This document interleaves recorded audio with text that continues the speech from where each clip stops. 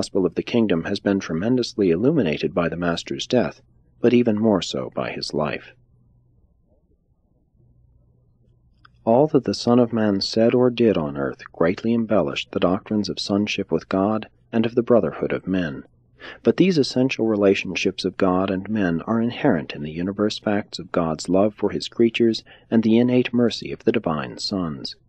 These touching and divinely beautiful relations between man and his Maker on this world and on all others throughout the universe of universes have existed from eternity, and they are not in any sense dependent on these periodic bestowal enactments of the Creator sons of God, who thus assume the nature and likeness of their created intelligences as a part of the price which they must pay for the final acquirement of unlimited sovereignty over their respective local universes.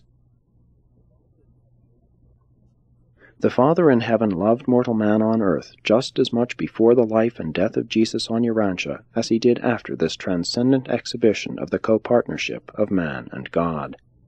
This mighty transaction of the incarnation of the God of Nebadon as a man on Urantia could not augment the attributes of the eternal, infinite, and universal Father, but it did enrich and enlighten all other administrators and creatures of the universe of Nebadon.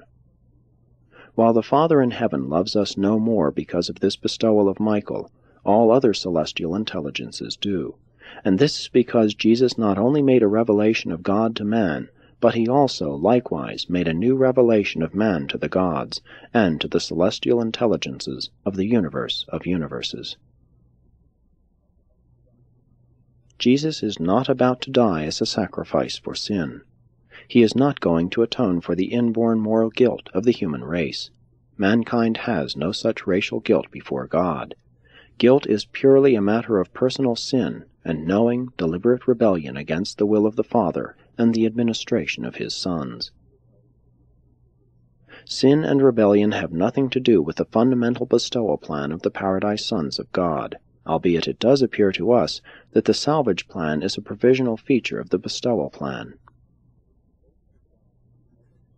The salvation of God for the mortals of Urantia would have been just as effective and unerringly certain if Jesus had not been put to death by the cruel hands of ignorant mortals.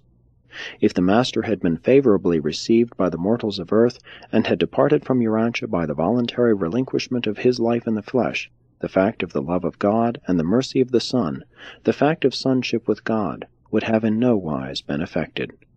You mortals are the sons of God, and only one thing is required to make such a truth factual in your personal experience, and that is your spirit-born faith.